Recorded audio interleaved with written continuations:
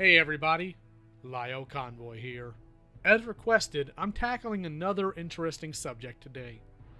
Why were the original HeMan and SheRa animated the way they were, and what does that mean for how we view the new SheRa series? Firstly, I want to get this out of the way. I'm not going to be able to use much in the way of show clips in this video. This is due to the fact that DreamWorks owns the Filmation, HeMan, and SheRa series, and they get super touchy about their clips showing up on YouTube. And since I don't want to risk getting a strike from my channel, since DreamWorks has already proved that they could hit me back when I tried covering the new Voltron series, I'll be solely relying on GIFs, still images, and information about the show for this one. Let's start with HeMan. If you want full background on how the show came to be, I recommend taking a look at the HeMan episode of The Toys That Made Us on Netflix, or the HeMan documentary hitting Netflix next week. I hear that's really good. The long and short of it is that Lou Scheimer, the head of Filmation, was paid by Mattel to do a series for syndication for HeMan. Now, Lou was a man of principle.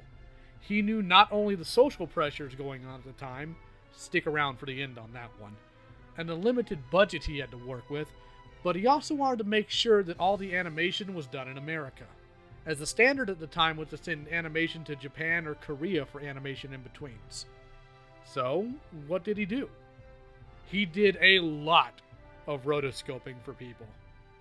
And you can see some of the rotoscope individuals viewed here in the middle, to get some footage together that they could use for stock animation. If you go watch the HeMan series, the original one, from Filmation, it's on Netflix right now, you'll find a lot of recycled frames and stock animation. This isn't to say by any means that the animation was bad. I'd actually say the opposite. The animation itself was very good, because animation is about movement. However, they had to be frugal in other places to fit the budget. That's why, with the exception of several cinematic and impactful scenes, such as HeMan relinquishing his power after he thought he had killed someone, heavy shading, or shading at all, wasn't used. In fact, brand new animation was rarely used at all, with James Eatock making a special video concerning it on the UK HeMan official YouTube channel, which all of you should check out. Due to this reliance on rotoscope and limited animation, you'll notice that most of the characters have the same general build, save only background characters or characters that rarely reoccur. This allows us to move on to SheRa. Now, because HeMan was a massive success both in toys and animation, SheRa wasn't as limited as the HeMan series was. But if you look very closely at all the female main characters save Madame Raz, they all have the same shape. This is, again, due to animation limitations and budget. I still enjoy both shows, and so do a plethora of people, but this is where I have to lead into the new SheRa series. I believe there's two types of characters and stories for the positive. Those you identify with, and those you look up to as role models. Growing up in the 80s, most kids fall into the second camp. We wanted to watch a show that gave us role models for the most part. But modern kids tend to fall more in the former camp. They want a character or a person they can identify with. Enter DreamWorks SheRa. I don't have solid numbers to look at, but I'd be willing to bet that this new show has a higher budget than the original did. And as such, you'll see a diverse amount of body shapes, character types, etc.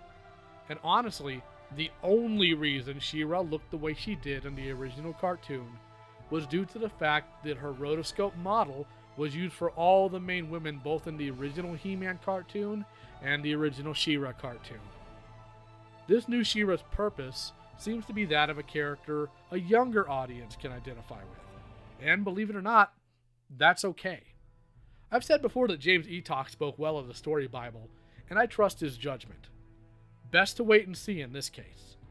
I wish I could have gone crazy with this topic and thrown stuff all over the screen at you, but again, I don't feel like fighting DreamWorks nonsense. They're very anal about this stuff. Just a heads up on a few things here.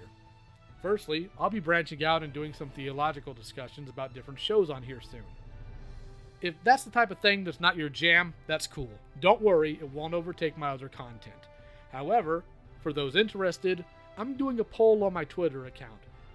Which subject should I cover first? Is Unicron synonymous with the devil? How does truth in Full Metal Alchemist Brotherhood match up to God? And thirdly, remember how I said I'd talk about the societal pressures thing earlier? Well, there's this video called Deception of a Generation that came out in the 80s, and it was decrying all of the cartoons of the time as tools of the devil. So the third option is a theological and factual takedown of the main cartoons covered in that video. So you guys can go vote what comes next. I've also had people asking me to cover stuff from the 2011 Thundercats series. So if you want to see me cover anything from that series or other things in general, just let me know in the comments. This Wednesday, I'll be streaming live with Nekoboy to talk about the 2000 series itself. I'm also doing yet another live stream to try and raise money for Don Bluth University.